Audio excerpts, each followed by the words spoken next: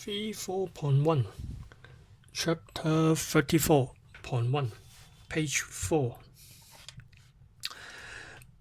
There are three parts here. The first main point is in the thermochemical equation, writing chemical equation, you should write down the physical states. In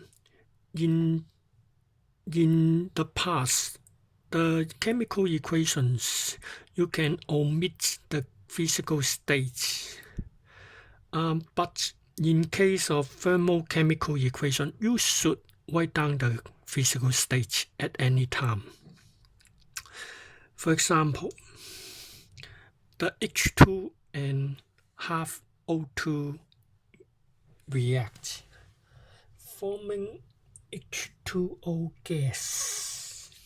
It liberates 241.8 kJ per mole, while the process, hydrogen and half mole of oxygen to form 1 mole water in liquid state. The energy release is more. It is 285.8 kJ.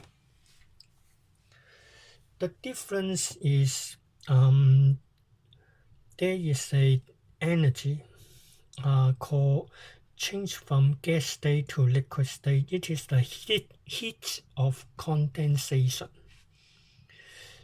When gas changes to liquid, there is a release energy. So the hydrogen and in 1 mole and half mole of oxygen forming 1 mole liquid release more heat energy.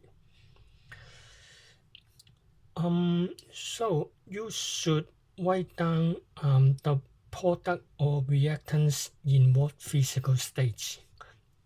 They will have different delta H. It is the first point. And the second point is on page 5. The first thing is the second point is when you look at the equation forming 1 mole water liquid from 1 mole hydrogen gas and half mole oxygen gas. It releases 285.8 kJ.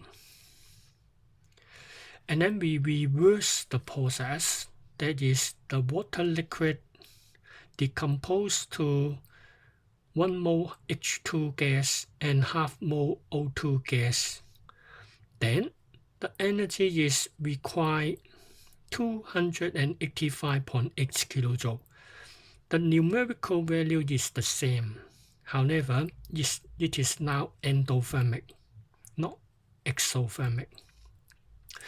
When hydrogen reacts with oxygen forming water, it releases heat. While the water molecule decomposes into the elements, you need to take up the same amount of energy. So when you reverse the equation, at the same time, the delta H reverses the sign. It is the second point. And the third point is multiplying or dividing thermochemical equation. When you look at the first equation, 1 mole calcium and half mole oxygen react to form 1 mole calcium oxide in solid. And it releases energy of 635 kJ.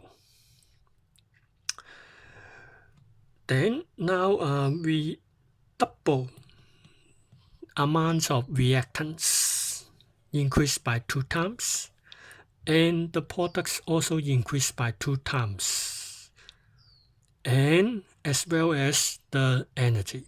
It doubled 2 times as well. So when you multiply the equation by n times, the delta H also increase by n times, where n can be a number greater than 1, or it can be a fraction, or you can say it is the division. And reversing chemical equation and multiplying thermal equation is very important in thermochemical calculations in the chapter 35.